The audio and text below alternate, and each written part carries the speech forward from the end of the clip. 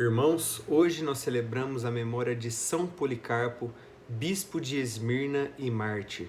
Este santo extraordinário que faz parte, da geração subapostólica, ou seja, aquela geração que recebeu, que foi catequizada, que foi evangelizada pelos próprios apóstolos.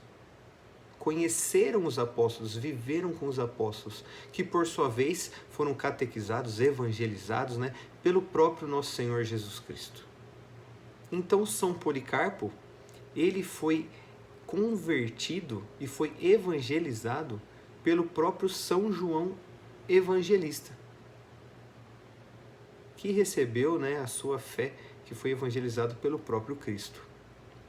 São Policarpo, que viveu numa época em que a igreja sofria perseguições, Roma perseguia a igreja, principalmente os bispos, e por conta disso ele precisou se refugiar no campo, saindo da cidade.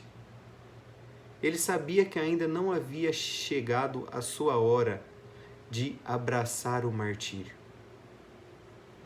Porém, assim como Jesus foi traído e foi entregue, Policarpo também foi entregue aos soldados romanos.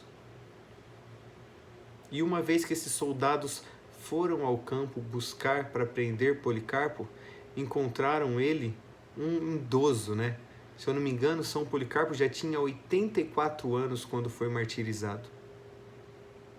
Então foi levado até as autoridades romanas e foi influenciado, Fizeram de tudo para que ele apostatasse a sua fé, negasse sua fé em Jesus Cristo. Mas São Policarpo, ele que havia recebido uma revelação, em que nessa revelação ele via o seu travesseiro ser queimado, ele sabia que abraçaria o martírio, que morreria pelo fogo, ou seja, morreria queimado. Ele aceitou neste momento abraçar o martírio e foi condenado à fogueira.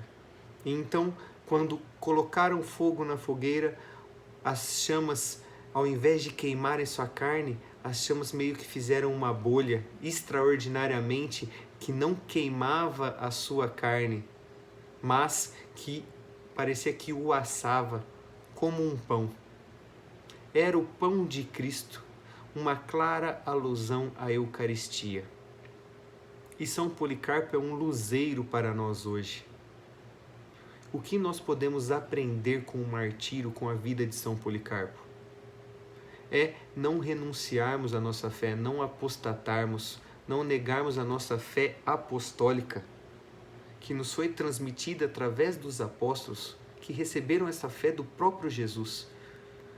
Não podemos negar esta fé diante das dificuldades, mas, pelo contrário, se for possível, derramarmos o nosso sangue, nos entregarmos, nos doarmos, oferecermos a nossa vida em sacrifício por amor àquele que primeiro nos amou.